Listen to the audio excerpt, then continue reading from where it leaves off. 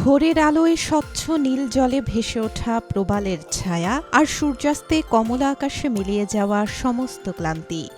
বাংলাদেশের একমাত্র প্রবাল দ্বীপ সেন্ট মার্টিন। ঢেউয়ের ছন্দ, বাতাসে লবণের গন্ধ আর নারিকেল পাতার মর্মর, সব মিলিয়ে দ্বীপটি প্রকৃতির এক নীরব নাট্যমঞ্চ। তবে এই সৌন্দর্যের আড়ালেই লুকিয়ে আছে উদ্বেগ। অতিরিক্ত পর্যটন, প্লাস্টিক দূষণ আর পরিবেশগত চাপ ক্রমেই হুমকির মুখে ফেলছে দ্বীপের স্বাভাবিক ভারসাম্য। প্রকৃতি আজও উদার, কিন্তু এই নীলস্বর্গকে রক্ষা করার দায়িত্ব আমরা কতটা নিতে পেরেছি? একসময় সেন্ট মার্টিন দ্বীপে প্রতি রাতে অবস্থান করতেন ৭,১৯৩ জন পর্যটক, যা দ্বীপটির ধারণ ক্ষমতার প্রায় দ্বিগুণ।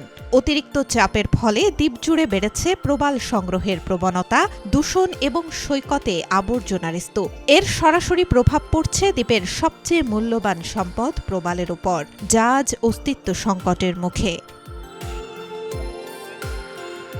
২০২০ সালে ঢাকা বিশ্ববিদ্যালয়ের সমুদ্রবিজ্ঞান বিভাগের এক গবেষণায় উঠে আসে ১৯৮০ থেকে ২০১৮ পর্যন্ত ৩৮ বছরে দ্বীপটিতে প্রবাল প্রজাতি ১৪১টি থেকে কমে দাঁড়ায় ৪০টিতে। ২০৪৫ সালের মধ্যে দ্বীপটি পুরোপুরি প্রবাল শূন্য হয়ে পড়বে এমন আশঙ্কার কথা বলা হয়েছে আন্তর্জাতিক ওশান সায়েন্স জার্নালে ২০২০ সালে প্রকাশিত এক গবেষণায়। হারিয়ে যাওয়া জীববৈচিত্র্য পুনরুদ্ধারে মহাপরিকল্পনা নিয়েছে সরকার। মহাপরিকল্পনায় ৮ বর্গ কিলোমিটারের সেন্ট মার্টিনকে ভাগ করা হয়েছে ৪টি জোনে। প্রথম জোনকে বলা হচ্ছে সাধারণ ব্যবহার এলাকা। অন্য ৩ জোন থেকে হোটেল ও রিসর্ট সরিয়ে আনা হবে এই জোনে। প্রতিদিন সর্বোচ্চ পর্যটক সংখ্যা হবে ৯০০ জন। রাত কাটাবেন এখানেই। সৈকতে যানবাহন চালানো, রাতে আলো জ্বালানো, প্রবাল সংগ্রহ ও দূষণ নিষিদ্ধ করার প্রস্তাব করা হয়েছে। জোন ২ হবে নিয়ন্ত্রিত সম্পদ এলাকা, যা দক্ষিণ অংশের সংবেদনশীল এলাকা রক্ষায় বাফার জোন হিসেবে কাজ করবে। পর্যটন অবকাঠামো, কৃষিতে রাসায়নিকের ব্যবহার, সৈকতে আগুন জ্বালানো ও রান্নাবান্না থাকবে নিষিদ্ধ। জোন ৩ হবে টেকসই ব্যবস্থাপনা অঞ্চল। বসতি স্থাপন, অবকাঠামো নির্মাণ, প্রাকৃতিক পরিবেশ বিনষ্ট হয় এমন কর্মকাণ্ড নিষিদ্ধ থাকবে।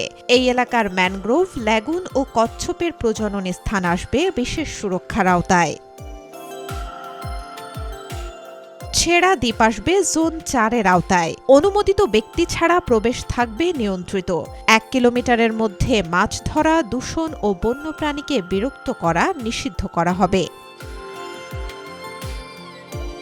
পরিবেশ, বন ও জলবায়ু পরিবর্তন মন্ত্রণালয়ের উপদেষ্টা সৈয়দা রিজওয়ানা হাসান বলেন, সেন্ট মার্টিনকে রক্ষা করতে নিয়ন্ত্রিত পর্যটনের বিকল্প নেই। তবে পর্যটন হতে হবে স্থানীয় জনগোষ্ঠী কেন্দ্রিক। এছাড়া বিকল্প কর্মসংস্থানে প্রকল্প হাতে নেবে মৎস্য ও কৃষি মন্ত্রণালয়।